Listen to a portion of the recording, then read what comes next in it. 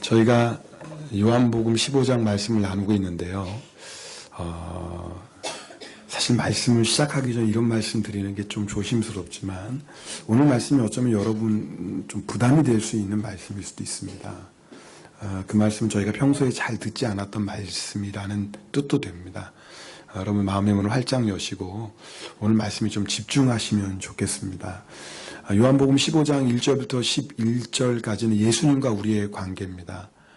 포도나무와 가지의 비유를 통해서 말씀하십니다. 포도나무에서 떨어진 가지는 살 수 없습니다. 반대로 포도나무에 붙어있기만 하면 그 가지는 열매를 맺습니다. 예수님과 우리의 관계는 연합입니다. 하나됨입니다. 그것이 요한복음 15장 1절에서 11절까지의 주제입니다. 12절부터 17절까지는 예수님을 믿는 성도와의 관계를 말씀하고 있습니다. 제가 지난주에 이재철 목사님의 그 글을 통해서 여러분에게 함께 나눴습니다. 먼저 나온 가지는 그 다음에 나온 가지에게 위의 자리를 항상 양보합니다. 그래서 밑에서 섬깁니다. 그 다음에 나온 가지도 마찬가지죠. 그 다음 나온 가지도 자기 위에 있는 가지를 높여주고 그가 잘 자랄 수 있도록 섬겨줍니다. 그러므로 나무는요, 시간이 지날수록 더 든든해지고 더 높이 자라납니다. 만약 먼저 나온 가지가 내가 먼저 왔다는 이유로, 내가 강하다는 이유로 윗자리를 차지한다면 그 나무는 자랄 수 없을 뿐만 아니라 넘어지게 될 것이고 썩게 될 것입니다. 그래서 성도와의 관계는 가장 중요한 것 사랑입니다. 그 사랑은 나의 목숨까지도 버리는 사랑이라고 말씀드렸습니다. 오늘 우리가 읽은 15장 18절부터 27절까지는 성도와 세상과의 관계입니다. 한마디로 얘기하면 세상이 성도들을 미워할 거라는 겁니다. 자, 우리 18절 말씀 함께 읽겠습니다. 18절입니다. 세상이 너희를 미워하면 너희보다 먼저 나를 미워한 줄을 알라. 여기서 말하는 세상이라는 공중권세 잡은 자, 마귀의 지배를 받는 모든 사람들을 말합니다. 예수님께서 세상이 너희를 미워함이 마치 가정처럼 느껴지는데 절대 그렇지 않습니다. 원어를 보면 세상이 너희를 미워한다라는 이 말씀은 반드시 일어날 일을 지금 말씀합니다. 그러니까 무슨 말이냐면 세상이 너희를 반드시 미워할 건데 세상이 너희를 미워하는 그 일을 너희가 당할 때 기억해라. 나를 먼저 미워하는 것이다. 이런 뜻이 됩니다. 그러니까 세상이 미워할 수도 있고 미워하지 않을 수도 있고 그게 아닙니다. 이미 예수님은 세상이 우리를 미워할 것을 전제로 말씀하시는 겁니다. 반드시 세상이 너희를 미워할 건데 만일 세상이 너희를 미워하면 세상이 먼저 너희보다 나를 미워한 줄 알라. 바로 그 말씀입니다. 여기서 미움이란 단어 미세오는요, 단순히 감정적인 미움이 아닙니다. 미워서 박해하는 것입니다. 그래서 20절 보면요, 미움이란 단어를 쓰지 않고 박해라는 단어를 썼습니다. 특별히 이 미세오라는 단어는요, 원수처럼 여긴다라는 거예요. 그래서 세상은요, 성도를 향해 강한 적개심을 가지고 반드시 복수해야 될 원수처럼 여긴다 그 말입니다. 오늘 예수님 말씀 보면 이것이 세상과 성도와의 관계입니다. 세상이 이렇게 성도들을 미워하는 이유가 무엇일까요? 20절 말씀입니다. 20절 말씀도 함께 읽겠습니다. 내가 너희에게 종이 주인보다 더 크지 못하다 한 말을 기억하라. 사람들이 나를 박해하였은즉 너희도 네, 바로 이겁니다. 왜냐하면 세상이 예수님을 박해했습니다. 그렇기 때문에 뭐예요? 예수 믿는 사람을 박해하는 것입니다. 자, 그렇다면 세상은 왜 예수님을 박해할까요? 요한복음 3장 19절 20절에는 그 이유가 분명히 나와 있습니다. 우리 말씀도 함께 읽겠습니다. 그 존재는 이것이니 곧 빛이 세상에 왔으되 사람들이 자기 행위가 악함으로 빛보다 어둠을 더 사랑한 것이니라.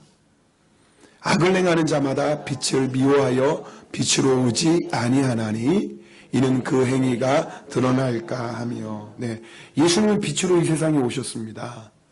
빛으로 왔는데 세상은 악하죠. 어둠 가운데 있죠. 그러니까 빛을 싫어하는 겁니다. 여러분, 빛 대신 예수님이 이 세상에 오실 때 악을 행하는 자, 어둠 속에 있는 자가 빛 대신 예수님을 보면 둘 중에 하나를 선택할 수밖에 없습니다. 첫 번째는 그 빛을 받아들이는 겁니다. 여러분, 어둠이 빛을 받아들이면 어떻게 돼요? 어둠은 사라지죠. 이게 바로 내 죄를 회개하고 어둠 가운데 행했던 내 모든 악을 회개하고 예수님을 내 마음에 영접하는 것입니다. 그러나 만약에 이 어둠이 빛을 받아들이지 않고 거부한다면 어떻게 더 어둠 속으로 들어가겠죠. 바로 세상이 그랬다고 말입니다. 어둠은 빛을 미워합니다. 그래서 더 깊은 어둠 속으로 들어가고 빛을 대적하게 됩니다. 그래서 대제사장들, 바리새인들, 율법학자들이 예수님을 십자가에 못 박으라고 빌라도에게 요청했던 겁니다. 그래서 사람들이 예수님을 십자가에 못 박으라고 소리쳤던 겁니다. 아니, 빛 대신 예수님인데, 사랑이 예수님인데, 평화의 예수님인데 왜 사람들이 예수님을 미워하고 대적합니까? 어둠이 있기 때문에 그렇습니다. 여러분, 지금도 예수님이 전해지는 세상은 언제나 둘 중에 하나를 선택하게 되어 있습니다. 어둠가 있는 자들이 빛 대신 예수님을 영접하고 그 어둠의 일을 버리고 빛 가운데 나아가 구원받든지, 그런 사람은 예수님을 사랑하는 거죠. 그러나 그 빛을 피해서 더 깊은 어둠으로 들어가는 겁니다.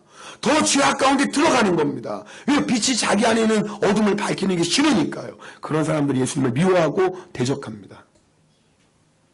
여러분, 이 원리는요, 예수님을 믿는 그리스도인에게도 그대로 적용됩니다. 이거 잘 들으셔야 돼요. 그래서 우리가 예수님을 믿는 자가 세상 가운데 가면 세상 사람들은 반드시 예수님 믿는 사람을 향해서 두 가지 태도를 취하게 됩니다. 그를 어떻게 해요? 사랑하는 겁니다. 어떤 사람이 여러분 성도를 사랑하는 게 있어요? 빛 대신 예수님을 영접하는 사람. 그래서 예수님 우리가 뭐예요? 빛이라고 말씀하셨죠. 반대로 어떤 사람? 예수님을 받아들이지 않는 사람은 예수 믿는 사람을 미워하겠죠. 자, 오늘 이 말씀을 여러분이 좀 잘 기억하면서 몇 가지 여러분이 우리 주님이 주시는 말씀을 좀 받아야 됩니다. 첫 번째 뭐냐면요. 한번 따라합시다. 세상은 나를 사랑하는가 미워하는가. 시작. 세상은 나를 사랑하는가 미워하는가. 목사님 중간은 없나요? 없어요. 세상은 여러분을 사랑합니까? 미워합니까?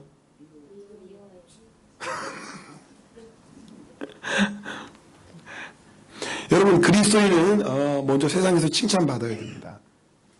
왜냐하면 우리는 세상과 칭찬받는 세상과 다른 삶을 살기 때문에 그래요. 우리는 미움이 아니라 사랑을, 복수가 아니라 용서를, 섬김받기보다는 섬기고요. 나를 높이기보다는 내가 오히려 상대방을 높여주고요. 받는 것보다 주는 것을 더 좋아하고요. 어떤 손해를 본다 할지라도 거짓이 아닌 진실을 말하고요. 돈보다 사람을 귀히 여기고요. 남을 이용하는 것이 아니라 오히려 내가 희생하고요. 세상도요, 빛이 선함이고 어둠이 악한 거 알아요. 그래서 우리들이 빛된 성도의 삶을 살면 세상은 칭찬합니다. 그런 의미에서 우리는 세상에 칭찬받아야 돼요. 초대교회 성도들이 그랬습니다. 그래서 세상 사람들은 초대교회 성도들을 보고요, 다 칭찬해. 온 백성이 칭찬했다 그래서 온 백성이 칭찬했어요. 그리고 실제로 그 초대교회 성도를 통해서 또 많은 사람들이 예수님을 영접했습니다. 그러나 예수님을 영접하지 않은 사람들은 초대교회 성도들을 뭐예요? 미워했습니다. 박해했습니다. 그래서 12사도 외에는 모든 초대교회 성도들이 다 도망갔어요. 얼마나 박해가 심했는지. 초대교회 성도들이 악을 행했기 때문에 그들이 비박했습니까? 아니요. 그들도 초대교회 성도들을 칭찬했어요. 그들의 빛된 삶을 바라보고 칭찬했어요. 그러나 빛을 받아들이지 않는 자는 빛이 싫은 거예요. 미운 거예요. 왜요? 빛 앞에 있으면 나의 악함이 드러나니까 그게 싫어요. 그래서 미워하고 박해합니다. 칭찬한다고 핍박하지 않는 게 아니에요. 잘 들으셔야 돼요. 옆에 사람 인사합시다. 잘 들어야 된다. 시작. 오늘 자면 안 돼요. 중요한데 어떻게 자요? 왜 자요? 자면 안 돼요.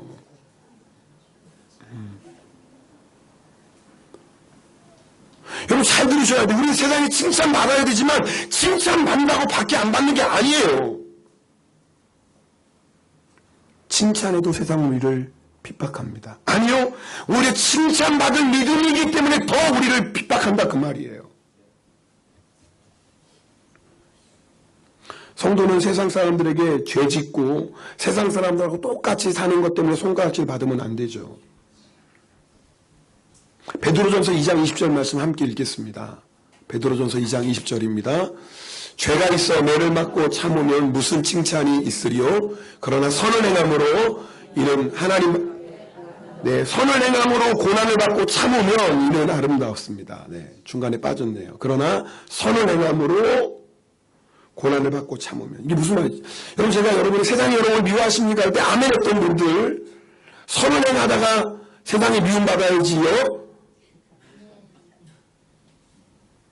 죄 짓고 세상에 미움받으면 안 돼요. 내가 세상에서 미운 짓 하면서 미움받으면 안 돼요. 내가 세상에서 내 마음대로 막 살다가 세상 미워하면 주여 나는 예수 믿는 사람이 미움받는 생각하면 안 돼요. 그런 거 얘기하는 거 아니에요 지금. 내가 세상에서 선하게 사는데 세상은 나를 미워하더라 그 말입니다. 그럴 때 아름다운 거예요. 여러분 우리가 세상에서 항상 세상 사람 둘 중에 하나입니다. 첫 번째 뭐예요? 아유 저게 무슨 예수 믿는 사람이라고. 말은 잘한다. 조롱하는 겁니다. 하나. 또 하나는 뭔지 아세요? 칭찬하지만 핍박하는 겁니다. 성도는 둘 중에 하나예요. 만약에 목사님 둘 다 아닌데 그런 분이 있다면 거의 이런 분일 겁니다. 자기가 예수 믿는 거 밝히지 않는 거예요. 혹시 그런 분 있어요? 예수 안 믿는 척? 그런 분은 둘도 해당 안 되겠죠. 예수 안 믿는 척 하니까 예수 믿는다고 제대로 뭐 그렇게 예수 믿는 사람이냐 손가락질 당할 일도 없겠죠. 예수 안 믿는 척 하니까 핍박받을 일도 없겠죠. 굉장히 안전합니다. 근데 아십니까 이건? 여러분 예수님 부인하는 삶이라는 거. 입술로만 예수님 부인하지 부인하는 게 아니에요. 예수 안 믿는 척. 교회 안 다니는 척. 우리 교회에서 세례 받을 때 제가 계속 강조하는 게 있어요. 어디 가든지 나는 예수 믿는 사람이라고 밝히라고 얘기합니다. 비록 손가락질 당해도 그게 나요.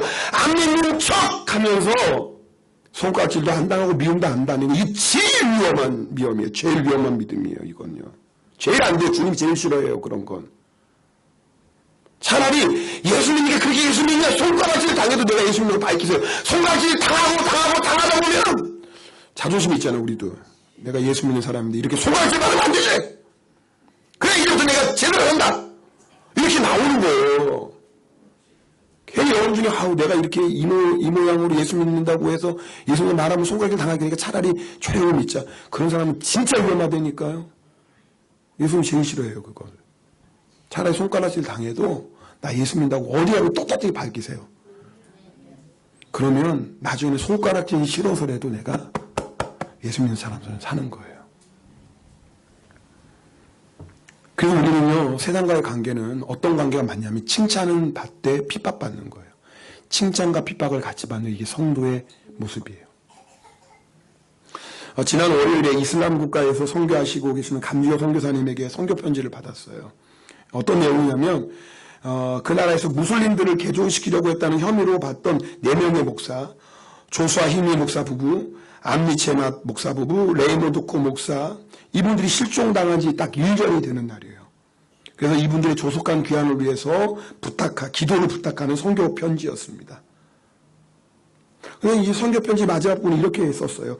한국 기독교와 크리스천들은 자신들만 바라보고 지적하지 말고 이게 뭐냐면 자기들끼리 바로 좀 싸우지 말고 지금 역사를 주관하신 하나님을 바라보고 이들의 아픔을 나의 아픔으로 삼고 좀 여러분 눈을 열어 기도의 문을 넓혀서 지금 세상에서 예수 믿는 것 때문에 비판받는 사람이 얼마나 많은 걸 좀 기억하시고 기도해 주세요. 라는 이런 내용의 편지였어요.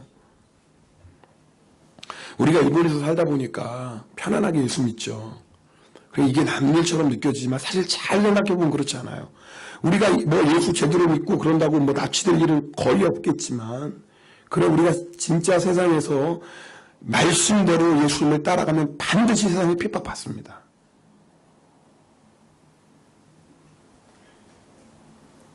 전 눈치도 없어 예수 믿는 건 하여튼 누가 예수 믿는 척하고 분위기 망쳐. 지 혼자 잘난 줄 알아. 공동체 무시해. 그리고 왕따시킵니다. 아세요? 진짜 예수 믿으면 세상 사람들 싫어합니다. 이런 말 죄송합니다. 속된 표현이지만 밥맛 없다고 합니다. 그렇게 돼야 돼요. 나쁜 일을 행해서 그런 사람 되라는 게 아니라 우리가 예수 믿지만 조롱당하지 않고 손가락질 당하지 않고 왕따질하지 않고 사는 방법이 있어요. 알려드릴까요? 세상 눈치 보면 돼요. 세상하고 타협하면 돼요. 세상 가치관 따라 살면 됩니다. 그럼 세상은 박수 쳐줘요. 예수 저렇게 멋지게 믿는 거라고. 더 그게 예수 믿는 거라고. 로마에 가면 로마법을 지켜야지 말이야. 뭐 여기서도 예수해. 예수 믿는 사람 다 편협하고 이기적인데 막 당신처럼 해야 된다고 좋아합니다. 근데 아세요? 주님은 그런 성도 인정하지 않습니다. 잠언 29장 27절 말씀 읽어보겠습니다. 우리 잠언 29장 27절 같이 읽습니다. 시작. 불의한 자는 의인에게 미움을 받고 바르게 행하는 자는 악인에게 미움을 받는. 오늘 말씀 부담스럽지만 잘 들으셔야 돼요. 너무나 중요한 말씀이에요. 불의한 자는 누구에게 미움받아요? 의인에게. 바르게 행하는 자는 누구에게? 악인. 어쩔 수 없어요. 근데 우리가 예수님을 믿는다고 하면서도 예수님을 따라간다고 하면서도 내가 의인에게도 사랑받고 악인에게도 사랑받으려고 하는 사람이 있어요. 불가능해요. 혹시 여러분 가운데 내가 정말 예수님 믿고 따라가면서도 예수 믿는 사람에게도 칭찬과 사랑받고 세상 사람들은 사랑받으려고 한다. 그거 불가능해요. 근데 실제로 그렇게 신앙생활을 하고 싶어하는 사람도 있더라고 말이에요. 세상에서도 사랑받고 싶어하는 사람들. 그런 분들이 있다면 몇 가지 좀 기억하셔야 됩니다. 첫 번째는요. 따라합시다. 세상의 미련을 빨리 버리자. 다시 한번 세상의 미련을 빨리 버리자. 왜 여러분이 세상에 사랑받고 싶은 줄 아세요? 아직 세상에 미련이 남아있어서 그래요. 아직도 내 마음에 사랑이, 세상을 향한 사랑이 남아있기 때문에 그래요. 여러분, 우리는 예수님께 붙어있는 가지가 되었어요. 이제는 예수님께 속한 자예요. 예수님의 신부예요. 그럼 뭐예요? 세상 빨리 잊어야 돼요. 자, 제가 더 쉽게 예를 들어볼까요? 예수님과 우리의 관계는 포도나무와 가지의 관계요, 목자와 양의 관계요, 또 무슨 관계요? 신랑과 신부의 관계예요. 자, 신랑과 신부의 관계를 한번 설명해 볼까요? 우리 예수님이 신부가 되었어요. 그전에 누구의 신부였어요? 세상. 그럼 내가 예수님 만나고 진짜 내 신랑, 나를 사랑하시고 나를 내 생명까지 버리신 예수님의 신부가 되었어요. 그럼 어떻게 해야 돼요? 세상 신랑? 대답은 잘하잖아요. 어떻게 해야 돼요? 버려야죠. 버리셨어요? 버리셨어요? 혹시 이런 분 안 계세요? 내가 예수님 사랑도 받고 싶고 세상 사랑도 받고 싶고 양다리 작전. 결혼한 여자가요 남편의 사랑도 받고 옛날 애인의 사랑도 받고 싶은 것은 죄예요. 그건 지금 남편에 대한 배신입니다. 자신은 지금의 남편도 내가 사랑하고 있다고 생각할지 모르지만 그건 사랑이 아니라 모욕이고 수치예요. 아침에 제가 너무 분위기가 무겁죠. 좀 분위기 좀 가볍게 할까요? 비가 오면 생각나는 그 사람 언제나 말이 없던 그 사람 가라! 그럼 그 남자한테는 나는 결혼했으면 나만 생각해야지 뭐 비만 오면 맨날 그 남자야 가! 그럼 그 남자가 좋으면 뭘 주책맞게 맨날 비만 오면 그 사람이 생각나. 내가 남편하고 결혼했으면 그 남자에게 충성하고 그 남자만 살아가야지. 근데 그런 성도들이 많더라고 말이에요. 툭하면 세상 바라보고 툭하면 세상 그리워하고 툭하면 세상 여기저기 기웃거리고.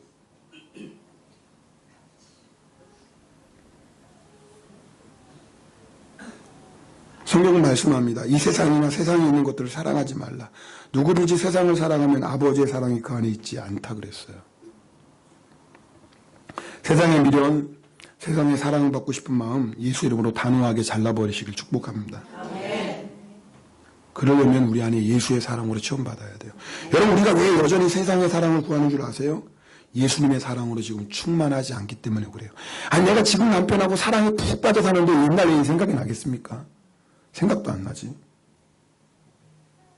여러분, 우리가 왜 자꾸 세상을 기웃거리고 세상의 사랑을 원하냐면 지금 내가 예수님의 사랑으로 충만하지 않기 때문에 그래요. 그럼 예수님의 사랑으로 체험받는 방법이 뭐예요? 여러분, 이건 아셔야 돼요. 이미 예수님을 최고의 사랑으로 우리를 사랑하고 계세요. 우리가 죄인 되었을 때 우리를 위해서 죽으셨어요. 내가 그걸 느끼든 안 느끼든 상관없이 주님은 지금도 변함없이 우리를 사랑하세요. 문제는 우리가 주님을 사랑하지 않는 거예요. 아니, 사랑하긴 사랑하는데 정말 견딜 수 없을 만큼 사랑하지 않는 거예요.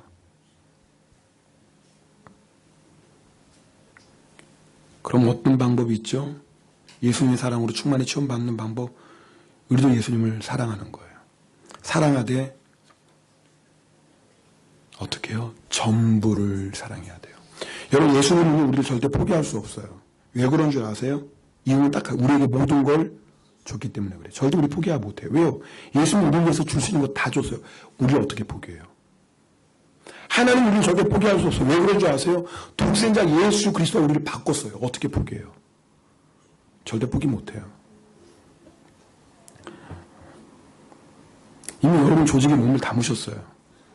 뭐 어쩔 수 없어요. 옆에 사람 인사하겠습니다. 조직에 몸을 담았다 우리는.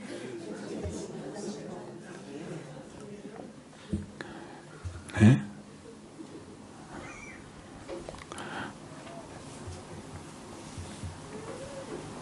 여러분, 우리가 예수님의 사랑으로 충만히 체험받는 방법은 간단해요. 내 모든 걸 주님께 드리면 돼요. 그럼 누구밖에 안 남아요? 예수밖에 없어요. 너무나 간단한 영적 진리예요. 내가 예수님의 사랑으로 지금도 체험하지 못하고 그래서 내 마음이 허전하고 내 마음이 쓸쓸하고 텅 빈 것 같고 왜 그런 줄 아세요? 예수님을 전심으로 사랑하지 않아서 그래요. 여러분이 가진 거 다 드려보세요. 여러분의 마음을 드리고 시간을 드리고 물질을 드리고 여러분 생명까지 드려보세요. 그럼 우리에겐 누구밖에 없어요? 예수님밖에 없어요. 사랑 안 할 수가 없어요. 그러면 예수님의 십자가의 사랑으로 날마다 체험만 그런 사람이 세상 생각나겠냐 그 말이에요. 여러분, 우리가 만약 세상의 사랑을 받으려고 하는 마음이 있다면 기억해야 될 게 있어요. 점검해 봐야 될 게 있어요. 그것은 뭐냐면 핍박을 두려워하는 마음이 우리 안에 있기 때문에 그렇습니다. 사람과의 갈등을 두려워하는 사람이 있습니다. 물론 갈등을 좋아할 사람은 없지요. 특별히 관계 지향적인 사람들은요 더욱더 그렇습니다. 이런 사람은 꼭 해야 될 말도 상대방이 기분 상할 것 같으면 잘 못해요. 누가 돈 빌려달라고 그러면 관계가 깨질까봐 안 된다는 말도 못하고 빌려주고 나면 뭐예요? 또 괜히 돈 달라고 얘기했다가 또 관계가 상할까봐 달라는 말도 못해요. 여러분, 이게 무슨 말씀인지 아세요? 그런 게 있는 분이 있을 거예요. 빌려달라고 그러는데 차마 거절할 수 없어요. 왜? 안 된다고 그러면 관계가 깨어질까봐. 돈 빌려주고 나가서 달라는 말도 못해요. 아유, 괜히 또 달라고 그랬다가 이 사람이 또 괜히 관계가 어색해지면 어떠지? 이런 사람들은 세상과도 좋은 관계를 유지하고 싶어 합니다. 그러나 잘 들어보세요. 결정적인 순간이 와요. 반드시요. 빛과 어둠은 계속 같이 할 수 없거든요. 어떤 순간인 줄 아세요? 내가 세상의 사랑을 받고 세상과 갈등 없으려면 믿음을 타협해야 되는 순간이 와요. 어쩔 수 없어요. 내가 세상과 좋은 관계 유지하려면 예수 그리스도를 타협해야 되는 그 순간이 온다고요. 그럴 때는 어떻게 해야 돼요? 담대하셔야 돼요. 핍박 피하지 마세요. 절대로 피하지 마세요. 핍박 받으세요. 그래야 돼요. 핍박 피하면 타협하게 됩니다.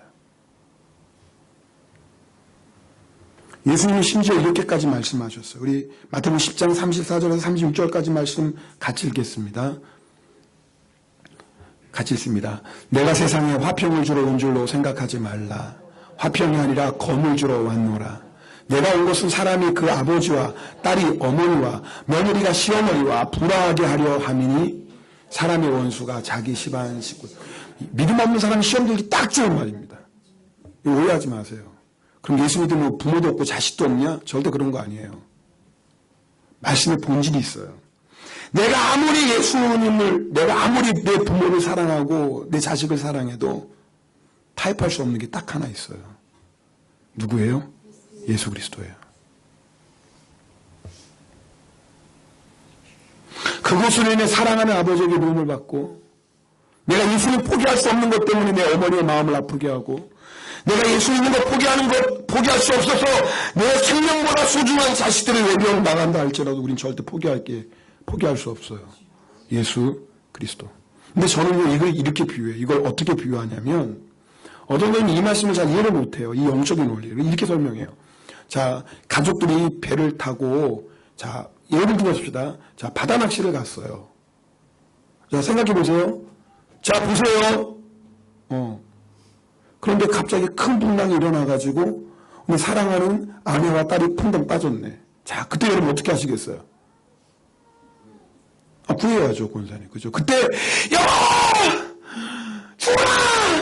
그리고 물속에 금방 뛰어든 사람은 죽어요, 다 같이. 그 파도에서 어떻게 이겨요? 다 죽어요. 다 죽는다고요. 못 살려요. 어떻게 해야 돼요? 물론 구조도 요청해야지. 어떻게 해야 돼요? 기도해야지. 아멘. 근데 이제 기도도 하면서 또 이제 그때는 주여 살려줘 기도도 해야 되지만, 어떻게 해요?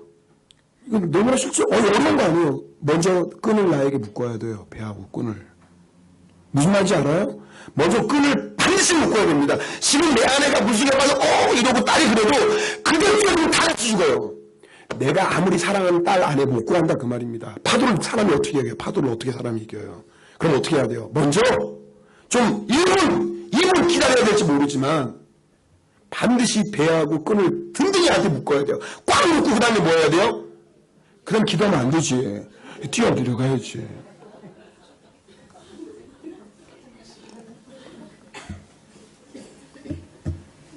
그래야지 아내와 딸을 살려요. 지금 제가 무슨 얘기인지 알겠죠? 우리가 예수밖에 없다 그러면 가족 안에 필요 없는 게 아니에요. 그래야지 나도 구원받고 자녀도 아내도 구원받아요. 할렐루야. 어떤 사람이 그 얘기 하더라고요. 제가 간접적으로 들은 거예요. 우리 권사님 얘기하는 거 있어요. 어느 아내가 결혼했는데 남자가 남녀호랑개교래. 그래가지고 이 가정의 평화를 위해서 자기가 예수를 포기했다고. 같이 지옥 가는 거예요. 그게 바로 그런 거예요. 같이 지옥 가는 거예요. 처음엔 불화가 있죠. 왜 주님이 거물주로 왔으니까. 근데 그것은 우리를 죽이는 불화가 아니라니까요. 어떤 불화예요? 빛과 어둠의 불화예요. 빛과 어둠이 하나 될 수 없는 것처럼 생명과 죽음이 하나 될 수 없는 것처럼 그 갈등 그건 피하면 안 된다 그 말이에요.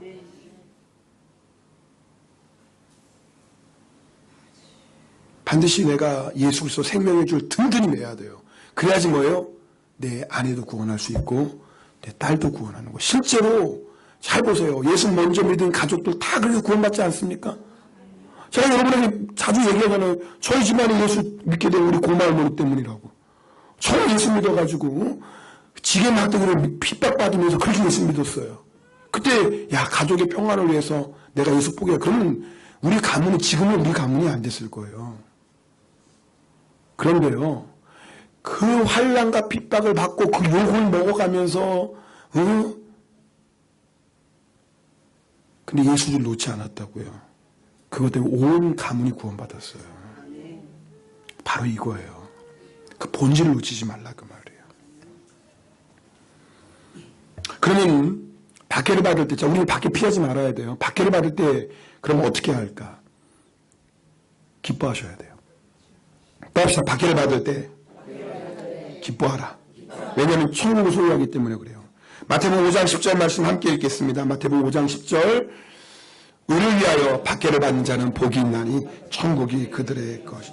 여러분 세상이 여러분을 미워한다면 우리가 예수님의 사람인 게 맞아요. 그래 기뻐하셔야 돼요.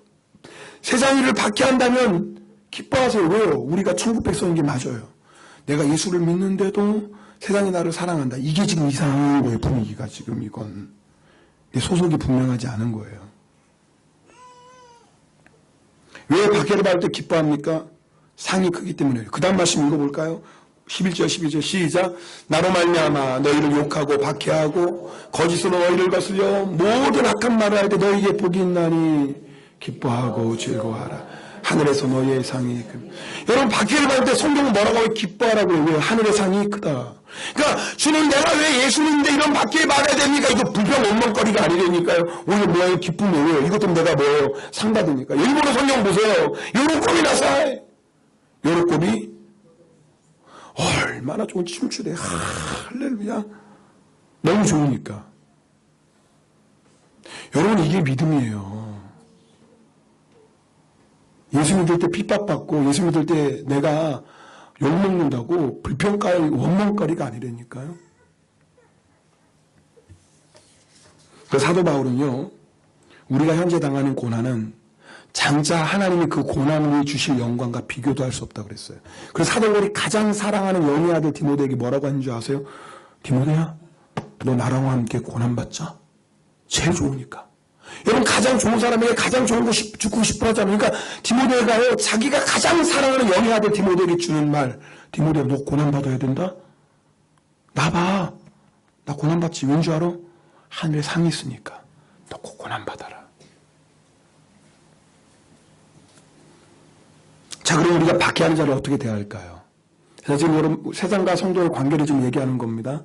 반드시 세상은 우리가 빛된 삶을 살면 우리를 박해합니다. 칭찬과 박해를 함께 받습니다. 그럴 때 뭐예요? 박해를 절대 두려워하지 말라고 그랬어요. 오히려 박해 받을 때 뭐예요? 기뻐하라고 그랬어요. 박해 피하지 말고 기뻐하세요. 때리면 맞고 나가! 그러면 나가면 되고 죽이려고 그러면 죽여! 그러면 되는 거예요. 그러나 아니 싸우면서 그래 죽여! 이거 죽이라는 게 아니라 잘 들으셔야 돼요. 그런 죽이는 게 아니에요. 나가! 그러면 내가 여기밖에 집에 없는 줄 알아! 이런 게 아니에요. 지금 분위기를 잘 아셔야 돼요. 아셨죠? 걔는 오늘 자다가 꼭 이렇게 설교 듣는 사람은 꼭 이상한 짓 듣고 그렇게 집에서 한다니까. 우리도 싸우고 그랬는데 그래 죽여라! 막 빗대세요. 제발 그렇게 지금 설교를 듣지 마세요. 그러니까 설교를 자면 안 돼요. 그럼 이렇게 듣는 데니까 설교를. 그런 상황이 아니잖아요. 지금. 어디까지 얘기했어? 그래요. 네. 하여튼 그래요. 핍박을 받으라 그 말이에요. 핍박을 피하지 말라 그 말이에요. 자 그럼 우리를 핍박하는 사람은 어떻게 대할까? 첫 번째 긍휼히 대하셔야 돼요. 여러분 오늘 보면 21절 말씀 보겠습니다. 21절입니다. 같이 읽겠습니다. 21절 시작. 그러나 사람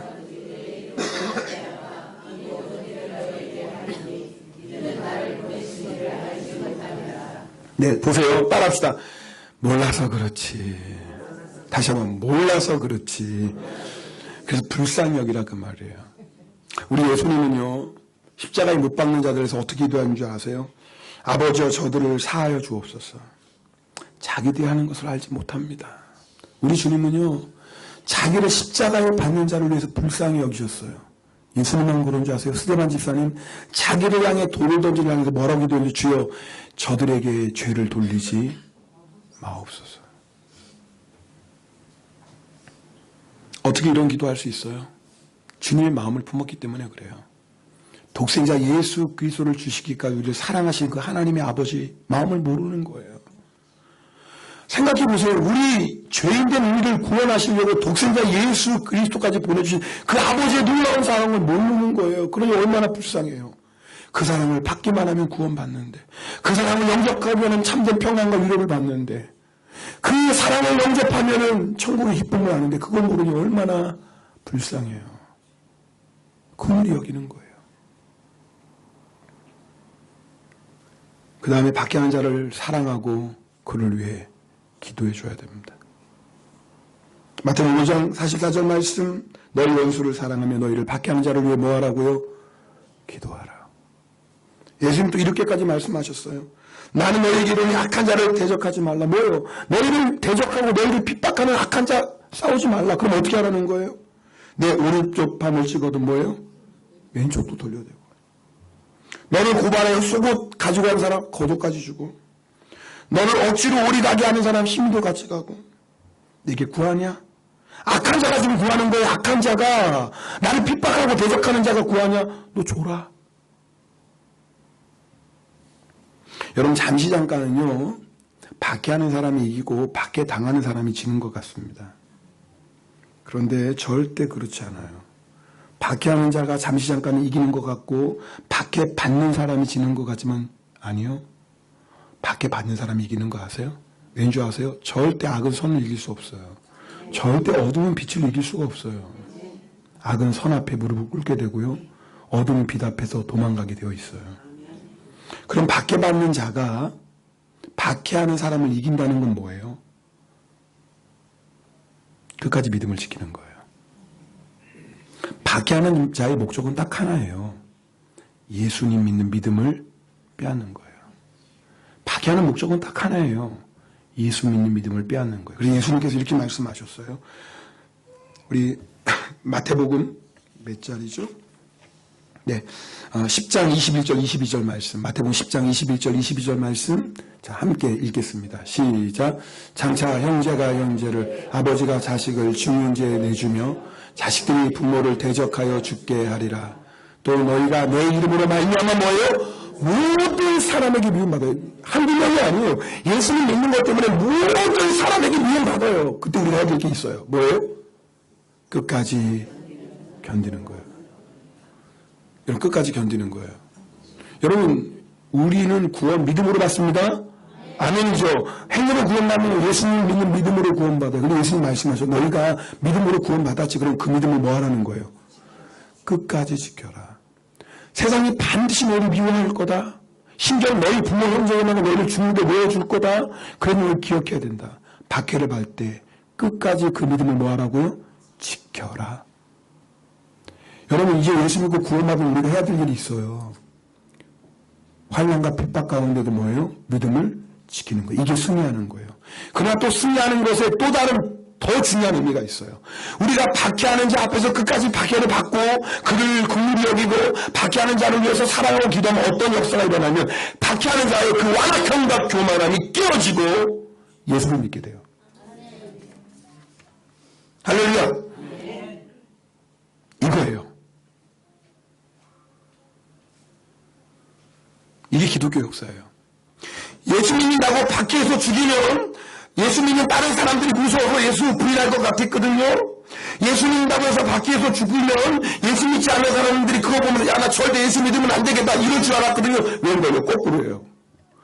예수 믿는다고 죽였는데 그것을 바라보는 기독교인들이 주여 나에게도 순교의 영광을 주소 이러고 나오는 거예요. 미치고 환장하죠. 이거 더 기가 막힌 일은 봐라, 예수 믿으면 이렇게 죽인다는데 그 모습을 보고 예수 안 믿는 사람들이 도대체 저들이 믿는 예수가 누구길래 죽음 앞에서도 그 믿음을 포기하지 않을까?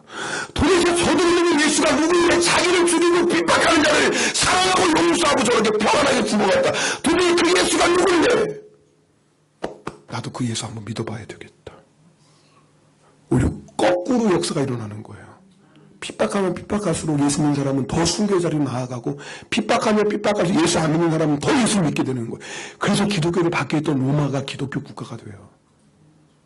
참 놀라운, 이게 바로 박해받는 자의 승리인 줄 믿습니다.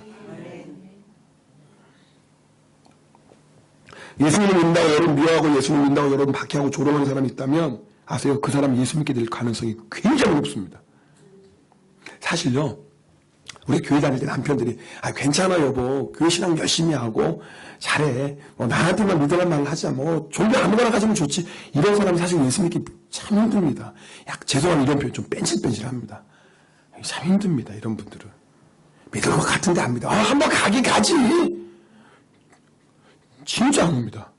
근데 교회 간다고 핍박하고 막 소리 지르고 예수가 나라 국제가 선택해 막 이런 남자들이 하나님 막 꺾어버리거든요. 그래서 사실 어떻게 보면 그런 사람들 예수 믿기 쉽습니다. 왜? 이유가 있어요. 잘 들어보세요. 이유가 있어요. 왜냐하면 남편이 교회에는 안 나가지만 아내 잘해주면 아내가 남편을 기도할까요? 안 할까요? 안 합니다. 안 해요. 남편이 교회 가는데 반대도 안 하고 잘해주고 교회 열심히 나가라고 기도해요. 하긴 해줘요. 그러나 간절한 기도 아니에요. 지금 우리 남편 너무나 착합니다. 나 교회 가는데 반대도 안 하고 너무 잘해주는데 우리 남편 불쌍해서 어떡해요. 그래도 예수를 믿게 해주세요. 이렇게 기도는 해요. 근데 남편이 환난과 핍박을 주고 때리면서 예수 믿는 사람은 그런 기도 안 나와요. 주여! 저 인간을 구원해 주시옵소서. 저를 안 그러면 내 목숨을 걸어가시옵소서. 이러고 진짜 이렇게 기도 안 할 수밖에 없어요. 밖에가 심한데 어떻게 이렇게 기도 안 합니까? 이렇게 기도 안 날 수가 없어요. 오히려 이거보다 더 기도하죠. 그러니까 하나님 빨리 응답하시는 거거든요. 혹시 남편이 여러분들 교회 다니는데 핍박하는 사람 감사하세요. 근데 핍박 받으면서 기도하는 사람이 있더라 그러면 이건 참 희한한 별종인데요. 그건 뭐 따로 하고. 근데 여러분 사도 바울이 바로 그런 사람 아니었나요? 예수 믿는데 핍박하는 거 앞장서는 사람이었어요. 근데 그 사도 바울이 꺾어져서 가장 위대한 사도가 됩니다. 왠 줄 아세요? 스데반 집사님 때문이에요. 여러분 사람들이 스데반 집사님을 죽이려고 할 때 사도 바울이, 그때는 바울이죠, 사울이죠, 찬송표를 던지고 옷을 맡았다. 주동자다 그 말이에요. 주동자다. 그때 스데반 집사님이 기도합니다. 주여 이 죄를 저들에게 돌리지 마소서. 성경이 이걸 왜 기록했어요? 들었기 때문에 그래요. 단순히 조용하게 주여 저들의 죄를 저들에게 이렇게 기도한 게 아니에요. 소리 지르면서. 그러나 악을 쓰는 게 아니라 가라고 탐대하게 그 얼굴이 천사와 같은 얼굴로 주여 저들의 죄를 저들에게 돌리지 마소서. 누구도 들었어요? 바울도 들었죠. 당연히 바울도 들었죠. 왠 줄 아세요? 여러분 이 누가복음에 기록된 이 사도행전은 기록한 사람이 누가예요. 누가. 의사 누가. 의사 누가가 누군지 아시죠? 바울과 일평생 함께 동역했던 동역자예요. 바울이 그 기도를 들었죠. 여러분에게 있어서 바울은 누굽니까? 스데반 되세요. 지금 여러분의 상황이 아무리 힘들고 어려워도 스데반처럼 사세요. 그럼 반드시 생명의 역사, 구원의 역사 일어납니다. 오늘 찬송가 336장 좀 찬송하면서 기도드리기 원합니다. 환난과 핍박 중에도 성도는 신앙 지켰네. 여러분 이 찬송 아시죠? 이 찬송 들으시고 주님 내가 환난과 핍박 가운데서도 끝까지 믿음 지키기가 이 3절 정말 기도하는 마음으로 찬송하길 원합니다. 입술만의 찬양이 아니라 정말 기도하는 마음으로 이 찬송 부르고 통성으로 기도하겠습니다.